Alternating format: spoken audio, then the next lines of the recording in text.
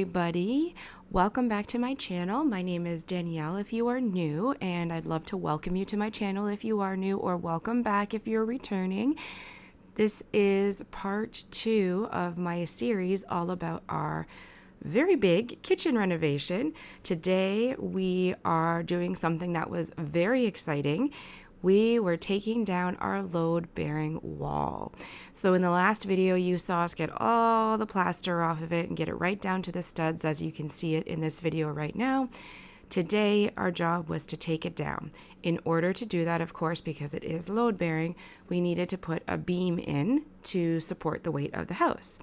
So before you can take down your wall and put in a beam, you do need to build a few temporary walls to hold that load while you get that new beam in.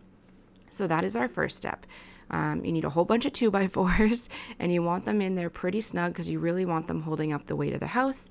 So we were building a wall on either side of the existing load-bearing wall so that we could then take that load-bearing wall down, get the beam in, get it secure in there, holding the weight of the house, and then we could take down those temporary walls, and our kitchen would be opened up into our living room. It would be a nice big open concept space, and this was really the big first step that needed to happen to really get this kitchen renovation underway.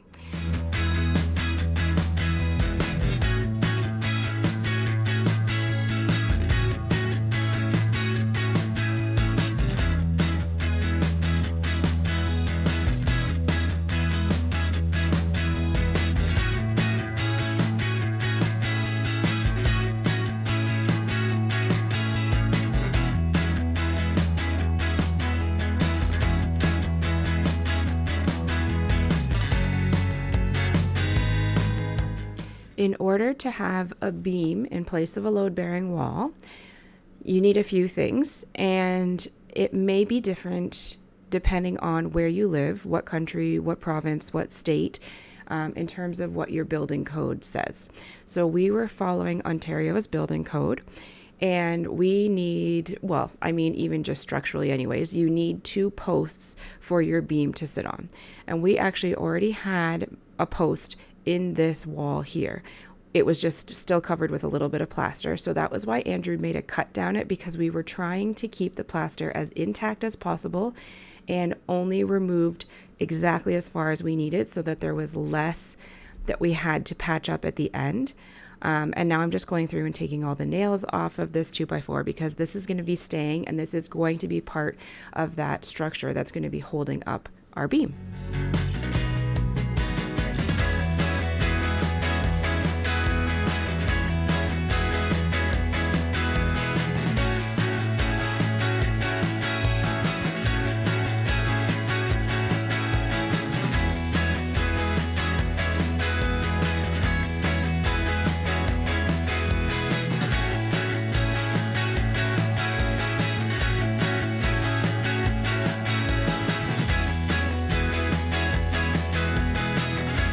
I'm going to get even a little bit more specific now. So like I mentioned earlier, we are following the Ontario Building Code. You can actually download a PDF of the building code if you are just a homeowner doing some renovations inside your own home. But I believe if you are a contractor and doing work for other people, you actually have to have a physical copy of the building code. So according to what we have to follow here in Ontario, in order to make a lintel, which is that beam that we're going to be installing, you need 2 2x12s, and the maximum span you're allowed to have is 11 feet. Our span is just over 10 feet, so we were great with that. And you needed at least 3 inches on either end to bear that weight. You also need a single top plate that lays flat on top of the lintel, which you can see that is that top piece of wood that's already in our ceiling. So that was already part of our house, so that was great. And then you needed to have 1 stud on either end of this big beam here that extended to that top plate, and 2 studs that extended to the bottom of the lintel. So we've done all of that. We've made sure that everything there is to code, And then you have to make sure that everything is nailed together with 3¼ inch nails minimum in double rows, one from each side, and that had to be at least 18 inches apart. Or I should say not at least 18 inches, at max 18 inches. So you could go smaller, obviously, if you wanted to with your nails.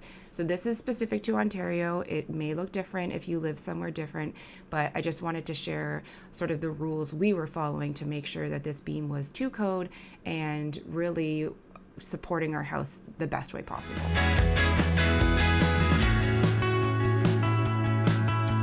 Making sure the beam is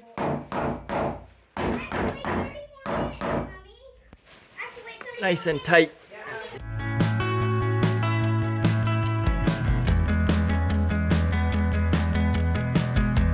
Because this is structural, you want to make sure that it is really snug in place because, again, it's holding up so much weight. So we measured everything, I think probably 3 or 4 times. I know there's like the saying, measure twice, cut once. Honestly, we measured about 4 or 5 times so that we would ideally only have to cut once. And Andrew did such a good job with this beam. It fit so well in this space. It was so snug. You can see, well, you saw in some of the previous clips, we had to hammer it into place. And you can see I'm doing it there too. And that's what you want. If it just slides really easily into its spot, that probably means that it's not doing as good of a job holding up all the weight. You want these really snugly in their place.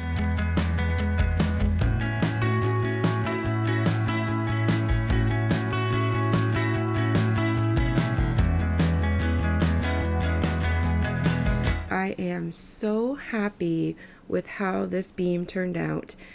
After we finished it for at least that full day, Andrew and I just kept staring at it, being like, wow, it looks so good. It opens the whole space right up. We are going to eventually finish it. We're going to try and do like a wood veneer look to it for both the beam and the post, so that will match some of the shelves that we're going to be putting in our kitchen. But that will be sort of one of those finishing things. We have a lot more to do before we get to that point. So this was a big job. We're so happy it's done. And then later this day, we actually got our IKEA order, and they came and dropped off most of our stuff. They couldn't drop off everything. There were a few things we had to go pick up.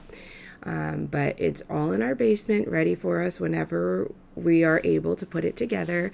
We also have a few things we've got to do before we can do that. So one thing at a time, and progress is happening, and that's what is important. So if you're enjoying watching this kitchen renovation, I would love it if you would keep following along. There's going to be lots more videos, so consider subscribing. And I'm also going to be doing some spring cleaning coming up soon. So that's sort of what's on the docket for the upcoming weeks. I hope you are having a great day wherever you are, and I hope to see you in the next video. Cheers.